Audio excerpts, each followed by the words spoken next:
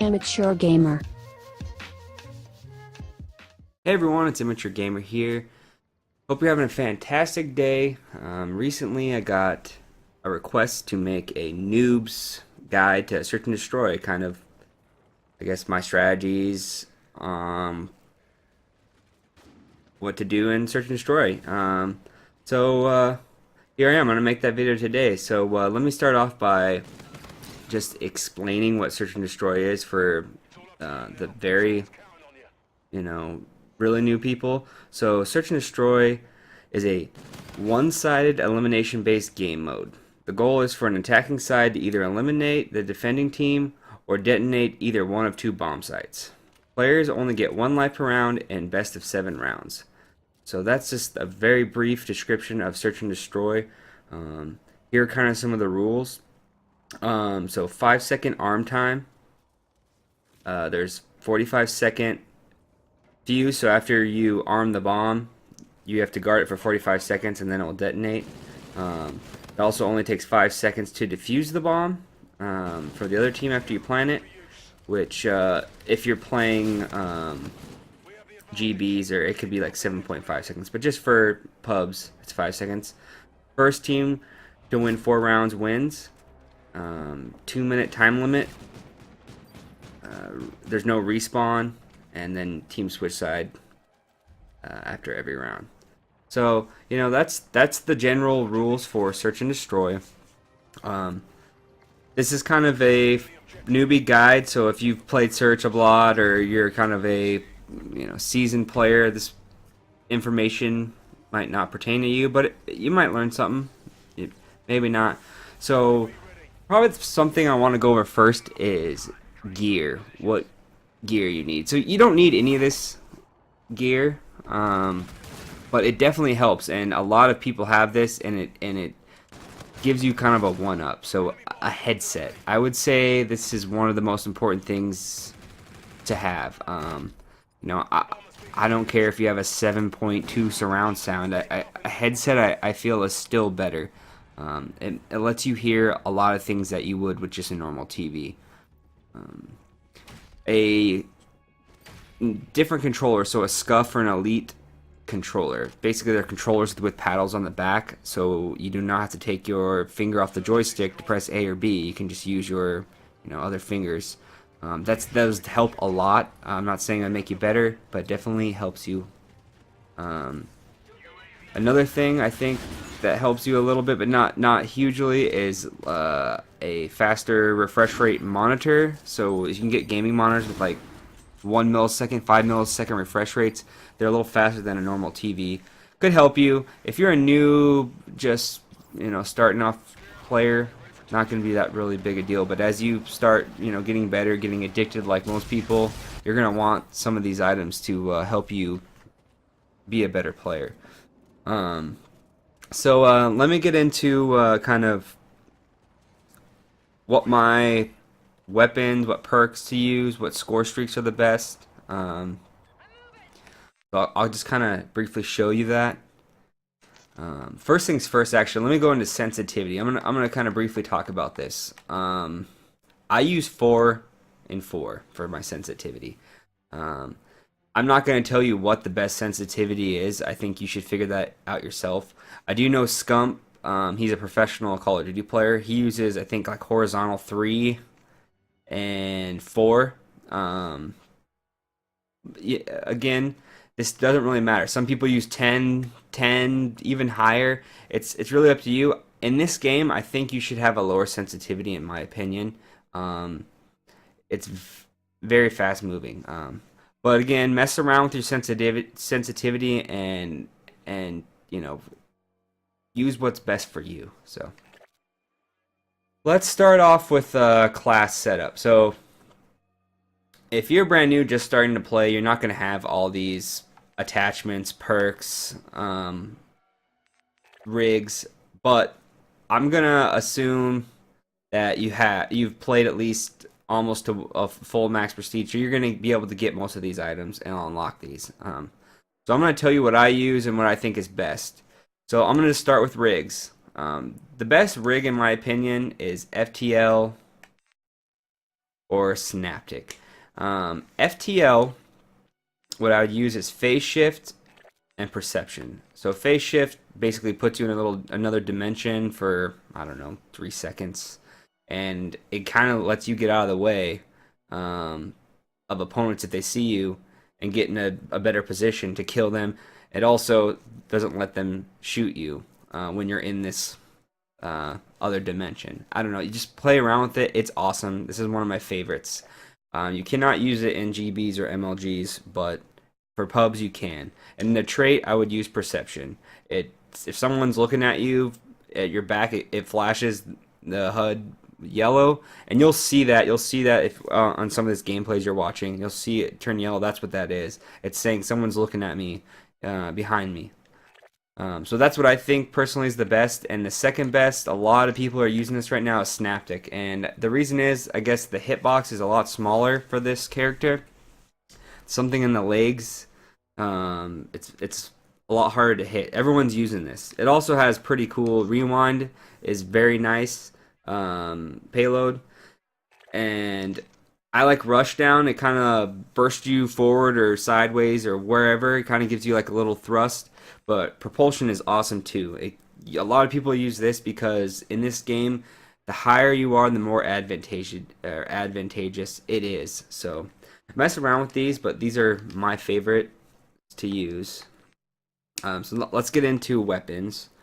The OSA, great weapon. I would recommend that. So actually, assault rifles in this game are where it's at. The SMGs aren't as good right now, which will change if you're watching this a month from now. That maybe SMGs will be the best guns, but as of now, right now, assault rifles are the best. I would use that OSA or the K-bar or an NV4. You're probably, if you're just starting, you're just gonna have an NV4. I would just use that for now, but the K-bar is really good. You know, and there's variants. I'm not going to get in which variant's better, but obviously if you get the epics, they're probably going to be a little better. So those are my kind of favorite guns. SMGs, if you have more of like a rush style, I would use ERAD. I like the Karma. A lot of people are using the Karma. Those are some of my favorites. They're all okay. So as for weapons, that's what I use. Now perks, so we're strictly just talking about the game mode search and destroy right now. So what perks I use: dexterity, which helps you reload, and if you have overkill, it helps you switch guns faster. So I always use that. I think that's one of the best perks. And then in search, dead silence. That is like the #1 perk you should use, and that's the first one I unlocked actually. Dead silence. It blocks, enemies from hearing you. Like I told you with headsets, this will help them not hear you. So I really think that's the best perk. And then Gung Ho, also a really good perk. These are kind of what I use in search. So feel free to try it out. So let's get into score streaks. So score streaks, some of these you can't use for GBs and if you're playing MLG, but we're playing pubs here. If you're brand new, you're probably not gonna be playing that stuff. So I would use the lowest score streak you have unlocked at the time. So I use Scarab, UAV, and Drone Package. That's what I just use, just because, let's be honest, to get 800 score is very rare. I've gotten awarded once playing Search. I play Search a lot, and I mean I could have got it more, but I never equip it. But one time I accidentally had it equipped, and I ended up actually earning it. But I would say Scarab, UAV, and Drone Package if it was me. All right, so now that we've gone over what weapons, perks, rigs, score streaks to use, let's talk about playstyles. I like to use a rushing type of playstyle. There's many playstyles, but that's just what I prefer. It will depend. I could switch that up. I could go into a map. They could know that I'm a rusher, or see the previous round that I rushed, and they could be waiting for that. So it all depends. I'll change it up. But for me, I like to kind of catch people off guard, jump up around or behind them, and get the kill. So it's really up to you what kind of play style you are. For starting out, I would just take it slow, kind of sit back, don't camp necessarily, but get corners or get kind of peak spots, and try to get a few kills. You know, you're not going to come in and start being a very good player. You're not going to be getting first. I mean, unless you've played previous Call of Duties before, you might, but it's not an easy game type. So you just gotta play. You gotta stick to it. Get a gun that you're comfortable with and get good at it, and practice. This game type needs practice. You gotta learn the maps. You gotta figure out where your opponents are gonna be rushing you at from. Timing. So it just takes time. Just play a while. Try not to get frustrated. I mean, I still do, but it is a game. It is fun. So just remember, the more you play, the better you will be. I have been making bomb plant spots and kind of wall run videos already. You could go check those out. I've made a few for different maps, and I'm going to continue that series.